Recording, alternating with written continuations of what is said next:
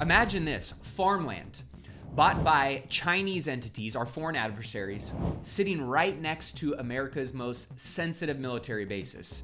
And unsettlingly, drones have already been caught flying overhead. And this isn't just some conspiracy theory, it is really a stark reality across our nation right now. It could affect everything from our national security to you as a real estate investor, your local property values. So let's uncover what's truly going on and break it down in today's video.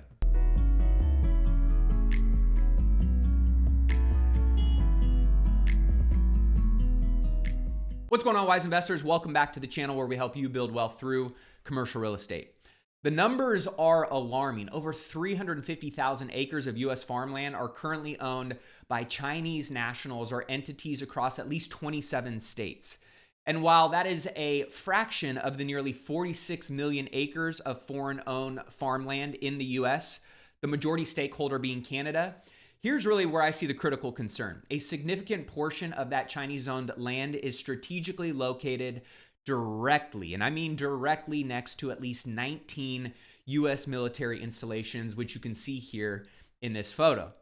Think about major operations like Grand Forks Air Force Base in North Dakota, Camp Pendleton in California, MacDill Air Force Base in Florida, and Fort Liberty in North Carolina. Many of these prominent and critical military infrastructure to our safety, our protection within the U.S. And even more unsettling, at least 17 of these bases adjacent to foreign-owned land have reported unauthorized drone activity flying in prohibited spaces.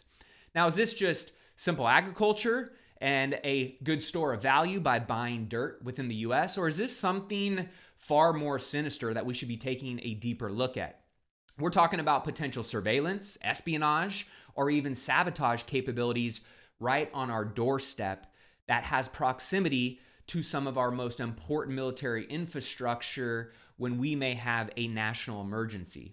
Now, many of these properties were acquired through shell companies, making true ownership incredibly difficult to trace, and obviously by design. And while a growing chorus of politicians, including Senator Britt, Senator Fisher, are championing stronger laws like what they are calling the PASS Act right now, which is ultimately to restrict these purchases, legislative action in Washington, D.C. has, for many, been really slow. So why does this matter to you, to us as everyday Americans, as investors? This isn't just a military or geopolitical problem. This is a problem that ripples out to affect everyday Americans, us as citizens. It's a real estate crisis in the making, but also a potential hit to our national security. Now, when I say real estate crisis in the making, not trying to sound the alarm, but this is a potential hit to your property values and a profound challenge to our national sovereignty. And here's why it hits home. One, of course, right, a direct security risk. Foreign controlled land near our military bases isn't just farmland. That doesn't make a whole lot of sense to me. It could be used to monitor troop movements, gather intelligence on base operations, track technology development, or even disrupt communications. Now, the real estate impact, imagine living near a site like this. Lenders might pull back on mortgages in those areas, insurance costs could skyrocket, and local zoning might change drastically, impacting your home's value, your community stability, or even what you can do on your land itself.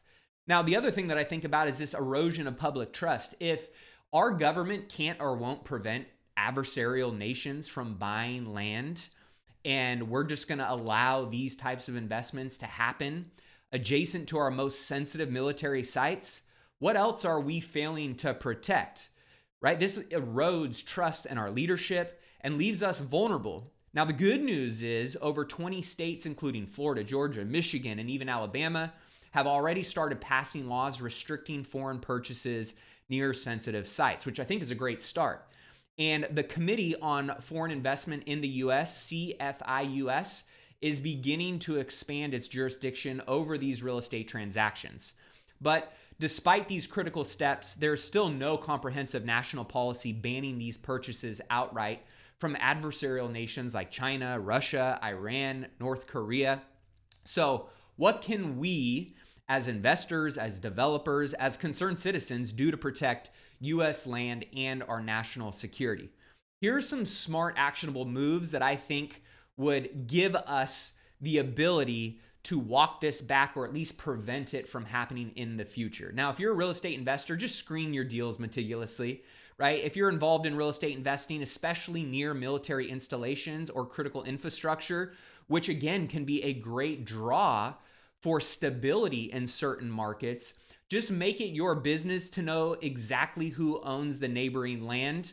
Due diligence is paramount. I own a piece of property that is close to a military base. Now, not a lot of foreign-owned farmland, but again, that would be something I would want to know, being that I thought, hey, military, we've got a population, we've got stability of the local economy. This is a good thing, right? So just making sure you know, eyes wide open, what other big investments or investors like this may be around you is important to have full transparency in.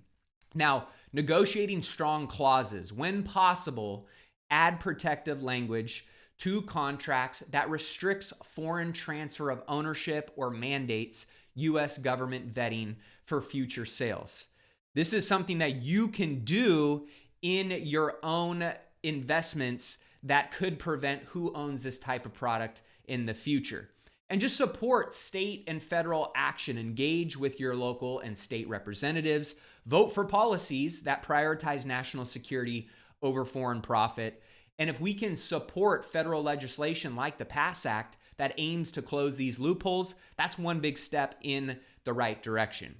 Also, I would just say videos like this, right? Sharing and talking about it, building awareness. Share this video. Talk about this issue with some of your friends, your family, your community, if you are locally impacted, regionally impacted, or you just care about these types of investments not happening in our country going forward. And you can just ask your elected officials directly, what are you doing to keep our land and our military secure? Now, my take, look, I'm a strong advocate for free and open markets. I am a strong advocate for smart real estate investment. I am a smart advocate for us protecting our military, protecting our citizens, and most importantly, just protecting the United States of America. But some land is simply too strategically important, too vital to our national defense to just open up and sell off to anybody that can afford to buy it, especially to foreign adversaries when it's bordering our military bases. We've seen the devastating impact drones and AI, military warfare can have in the modern day times. And advanced data collection is also another thing that can have a major impact. And these are things that, when in proximity to some of our most sensitive and important military infrastructure, are at risk. That's a concern. That's a problem. So knowing what we know now, why are we still allowing countries like China to quietly acquire land directly adjacent to our critical military assets? Now, in my opinion, these strategically important properties, when owned by adversarial foreign entities, should be subject to immediate review. Now, I'm not saying we need to eminent domain and take these things away, but there has to be some options that we should explore that could create a win-win for everybody going forward. Now, if deemed a threat, they should be forced to sell at a public option open only to American buyers. Or, if absolutely necessary, the U.S. government should step in, acquire them at a fair market value, and hold them in a trust for national security purposes. Now, is that a perfect solution? No. But doing nothing, in my opinion, is far more dangerous and risky of a gamble for our nation's future. So here's my question for you. Should we allow foreign adversaries to buy land near our military bases? What specific actions would you take to fix this growing national security problem? Let me know your thoughts down in the comments below. And as always, don't forget to share, like, and subscribe for all things on real estate trends, national policy, and investing strategies to keep you informed and empowered on your wealth building journey. Thanks so much for watching this video, and I will see you in the next one. Cheers.